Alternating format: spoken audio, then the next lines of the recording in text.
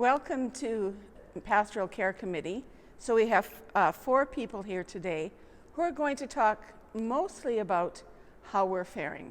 And how are you managing, not just mentally, but spiritually, to get what you need either from the church or from one another or from reading from your Bible or other things that you may read.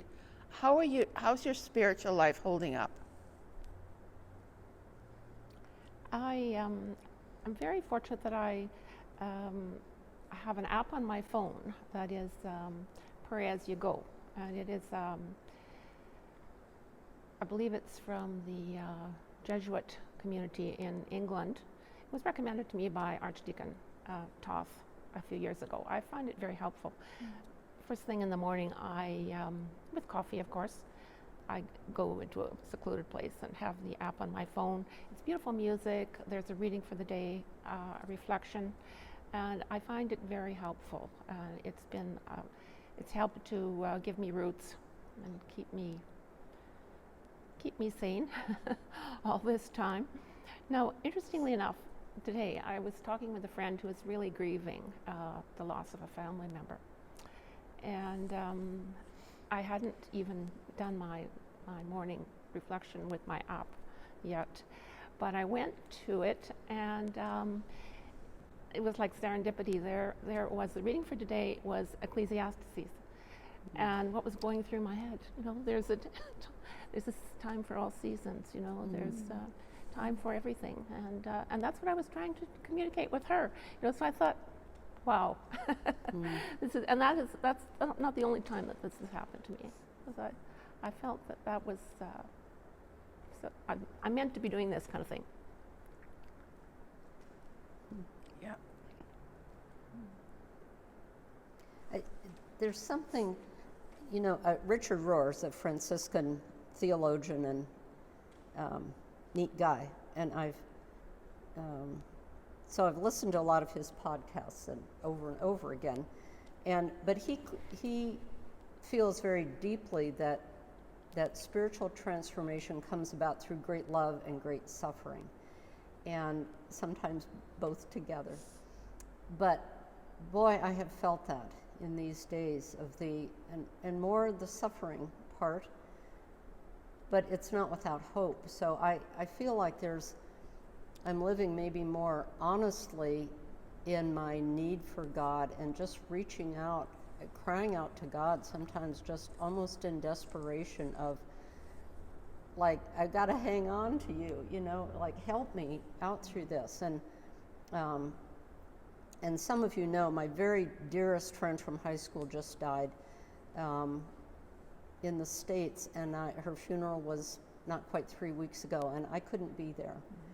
And we were friends for 57 years. And if you had asked me last year if I would ever not be at Jill's funeral, I would have said I would have come from anywhere in the world to be there. And I couldn't go. And she knew that. We talked, we were texting the night before she died and saying, with her daughter's help, doing the texting, but just thanking each other for our friendship and how much that's mattered to us over the years. And we met when we were 15, so we didn't have a clue what life would be about, And we've kept in touch. We visited almost every year in all of those 57 years. And so to be a part of her dying, she knew she was dying, and to share that with her was both that great love and that great suffering, both. And she knows God. She was excited to see Jesus, was the way she termed it, and so she had that hope in her. But I'm not sure I've ever been through something quite like that. It's so different than my parents' deaths and other people's. And it was, I think, the intimacy of sharing that with her at the last of just saying, she was saying to her daughter, please text Margie and tell her that I'm thinking about her and want her to know how much I love her. And so to not be able to go, I was a part of her family, and they were all gathered together celebrating her life, and I couldn't be there. And it was you know, you get used to sort of doing, you know, if you want something bad enough, you can make it happen. And I couldn't, you know, so that was so painful and good at the same. It's just, there's a rawness to that really is the depth of who I am in God, I think, of just, I don't even know how to say it, but it's just, there's a real depth there spiritually. It has been very hard and very beautiful, both. And I know so many other people can't be with their family or their loved ones for whether it's a death or an illness or a wedding or a baptism or whatever it is, you know, and we're used to, many of us, just sort of being able to make things happen that we want to have happen, you know, and you can't right now do those things, and maybe there's a goodness in that. Some days I think that, and other days I just want to kick somebody,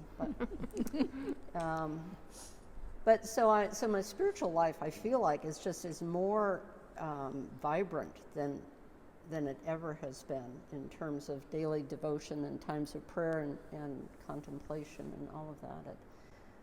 Like, I don't know where else to go to get from one day to the next, and that's a good thing, I guess. Mm-hmm. I know it is a good thing. It's new. I think for me, I too have that app on my phone. Yes, I find it's wonderful, isn't it? Yeah, I do too. Oh, you guys as well. Yeah, it's quite lovely. I really enjoy it.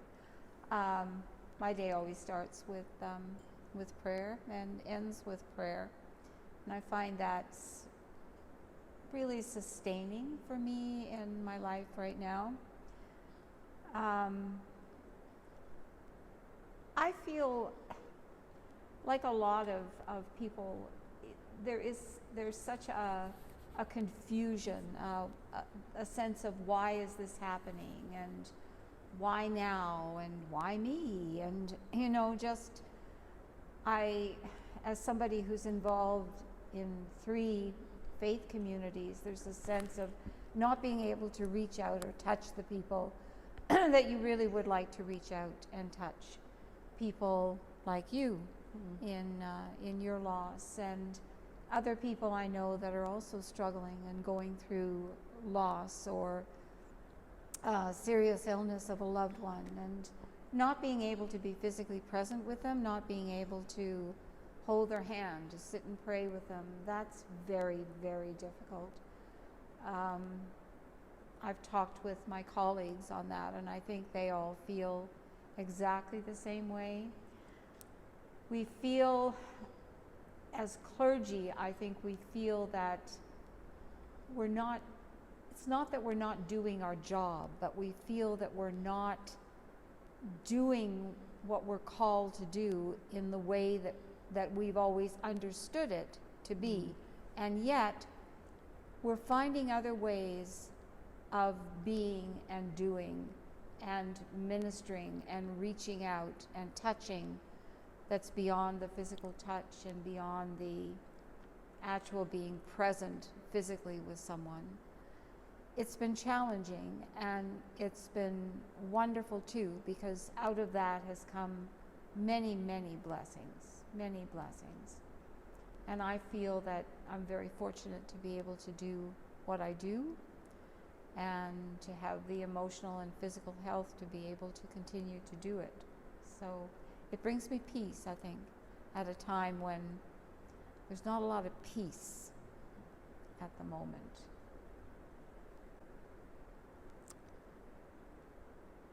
Well, unlike the 3 of you, I don't have that app on my phone, but what I do have is the Church of England morning prayer and evening prayer, which I use, and it has the daily readings in it, and it also has some of the prayers that I like, that I'm used to, that I know, and that I find when I read them bring me comfort. Especially, I must be an old soul in a lot of ways, because the Book of Common Prayer, the evening prayer, especially in there, and some of the ones in the compline in there are the ones that I go to very often. even when it's not evening. They're kind of the kinds of prayers that settle me down and make me think that perhaps, all will be well, and all manner of things will be well. When I've talked to people, and I've phoned quite a few people, or talked to them either on email, well, I gotta say, when the pandemic first began back in March and we were first locked down, oh, I'm fine. As the months have gone on, it has gotten less. I'm getting less of the I'm fine. People are getting antsy and anxious. And I had someone say to me a couple of days ago, well, we only have about 4 weeks left of fall, and then it's going to snow, and we're going to be stuck in our houses anyway, and I've had it. And she said, and some of my friends have had it. We used to go walking in the mall, every day. We can't do that anymore. We used to go for coffee, and we can't do that anymore because they won't let more than 4 of us sit together. And people are that was a lot of people's socialization. There's social, interaction with one another. And in that respect, I think it's a considerable number of people that I know from the congregations and from other congregations and other denominations that are saying, I really want to go back to normal. I'm done with this, and I know that it's not going to happen. And so what have I got to look forward to for the next few months other than, an increasing cases and feeling worse about being socially isolated? And there's not much you can say to that other than just to listen to people and say to them, you can phone me anytime. Maybe not 3 a.m, but you can phone me anytime and we'll talk about it. We can have a conversation. Or better still, if you have that thingy on your phone, we can do a FaceTime. And that's, for a couple of people, that's been kind of nice. I have one friend in particular who's in a choir. Well, actually a couple of friends in choirs, but she misses her choir so much. The fact that even if she can go back to church, she can't sing, that's doing her in. Like, she's not able to sing, and that's how she gets her spiritual. She said to me one day, and I kind of agree with this, a lot of her theology and spirituality comes from the hymns. She can't use those anymore. She can read them, but she said it's not the same as singing them. It's simply not the same. So there are people out there who are struggling. And,